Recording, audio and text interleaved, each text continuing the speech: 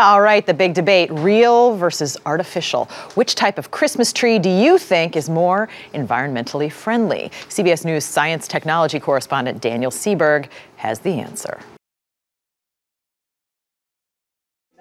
It's a timeless symbol of the holiday season, and if you celebrated Christmas yesterday, you probably had a tree decorating your home. Whether you chose real or fake, which one was greener? It's a little counterintuitive to people that they're cutting down a live tree to use and then put on the curb is actually more environmentally friendly than buying something that's artificial. Here we're talking about a renewable resource that's much the same way as cutting down corn to produce your cereal in the morning.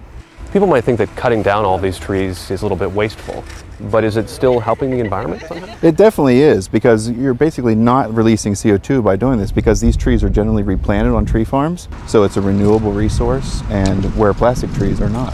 After one of these trees is cut, another one is planted in its place. And while it'll be another 6 to 8 years before this one's ready for anyone's living room, as it grows, it's still benefiting the environment by absorbing carbon dioxide. Here at Linvilla Farms in Pennsylvania, where customers can cut down their own trees, farmers are conscious of the environmental importance of keeping that cycle going. No matter what, we're going to continue to plant more trees each year. We're doing it as a way of life, not as simply a business. You know, farming, you have to love it and you have to care about the land in order to put so much energy into it. Now that the holidays are winding down, you can keep the eco-cycle going. Call it tree cycling. Most towns across the country will pick up your tree and turn it into mulch for plants, or use it to help restore lakes and shorelines. While some Americans may consider the bang they get for their buck with a reusable artificial tree, the cost to the environment may outweigh the savings to their pockets.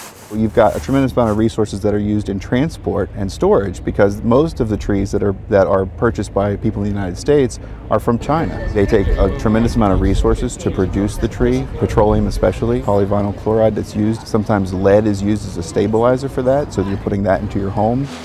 And while most environmental experts agree that a real tree is a better choice for the planet, there's at least one group that advocates going fake.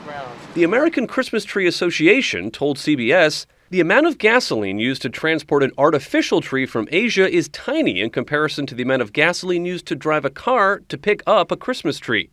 Over 10 years, this makes using a natural tree each year worse for the environment than an artificial tree. We're just about there. But when it comes down to it, most people go with what they know. So getting a real tree there, the fact that it is maybe better for the environment, does that matter to you?